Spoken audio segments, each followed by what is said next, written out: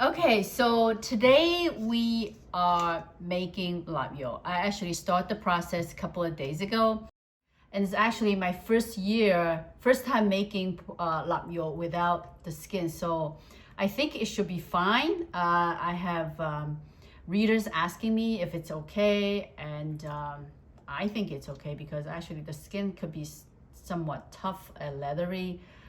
You basically make the brine by cooking the sauce with some aromatics.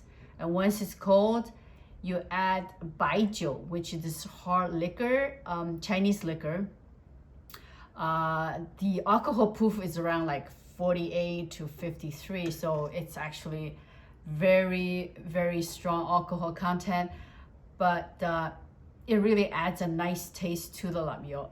And if you don't have baijiu, this Chinese hard liquor, you can use whiskey. What I do is that I brine the meat in the refrigerator, covered every day. I will take them out, and I will, flip them, rotate them, so make sure that all the pieces are evenly marinated and colored, because it takes on this nice amber color. So today is the third day, so it's time to hang them and dry, and to hang them and dry them and to cure them. So that's what I'm doing today.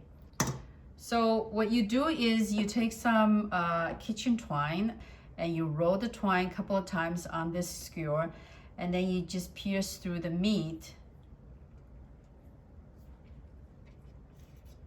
And there you go. The twine goes through, and you just tie it. Leave enough space to hang, and just like that. And you do the next piece until all the pieces are done. So this year I'm gonna cure them outside. It's quite a bit of work when you do it outside, because you do want to bring them in at nighttime. Otherwise, I don't know where you live. Where I live, there will be animals coming and get them. So I definitely don't want that happening. There are actually 3 ways you can cure this meat. You can do it outside, and you gotta take it in at night. You can actually cure it at in a very cold room, about I would say mid-50. And you have to keep the window. There has to be airflow in there, and if there is no airflow, you have to keep it a fan blowing at it constantly. Or you can do it in the refrigerator, in the fridge, where you have a tray like this, and then you have a stainless steel rack sitting in this tray, and then you have the meat like on top of the tray like this.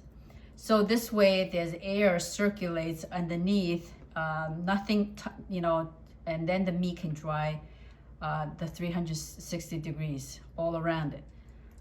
So those are the 3 ways that will apply. So this is my outdoor setup. Basically, I used a hiking stick and put it between 2 heavy-duty chairs that can support the weight. So this is going to be interesting. This is my first time doing it outside, and trust me, I am thinking about animals getting this and all that stuff. So hopefully you guys hear Barley in the background. Hopefully she'll keep an eye on this, and I will keep an eye on this. But at night, for sure, I am bringing them in. Today is very cold. It has some sun, which is great for curing meat, and we shall see. So this is day 2, drying out. Last night I took them into a very cold room, and I did the same thing. I put a fan on them. It was on all last night. And I was actually very wrong about Barley. She was staring at them like she wants to eat them. So that's why I had to put all the chairs around this meat, and so she can't get to them. And so this is what I did. It's a little ridiculous, but you got to do what you got to do. Here's my indoor setup. Nothing fancy. Just prop up the stick between two chairs and have a fan blowing at it. I've been doing that for the past couple of days at night. Even though during the day it's cold outside, inside, even though it's cold, I do like to put some kind of circulation air on it. And yesterday it was raining, so I didn't take it out, and I had to have to keep it inside. But today the sun is out, so I'm gonna take it out for the for one more day, and I think we should be done. I think it's done.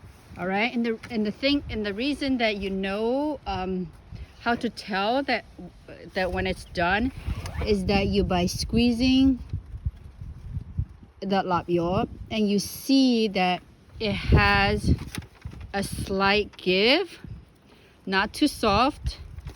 It's completely dried outside. Like you may get a little bit of oil on your fingers when you squeeze it, but it shouldn't feel slimy. It should be completely dry, and this lapio looks pretty good. And even though it's sunny and it's cooler, but somehow the flies are out. So I think I'm going to end the process. I think it's done. There are 13 pieces here. Believe it or not, this is actually triple the recipe. So you might want to consider that when you go through the effort of making this. Because even though I tripled it, it doesn't look like it's a lot after I give them out as gifts. If the meat feels like first day, you may feel a little slimy because the meat is still wet. But in the days follow that, if you feel the meat is still like when you touch it, it feels slimy or whatever, make sure you adjust the temperature. Make sure it's cooler. Make sure you give it circulation, like by blowing, putting a fan next to it. As you can see, you really have to pay attention to the environment. Make sure there's no bugs and no flies. So those are the key points. All right. Hopefully you find this video helpful. And if you have any more questions other than the ones I mentioned, leave a comment and I'll sure to get back to you. Okay? Thank you.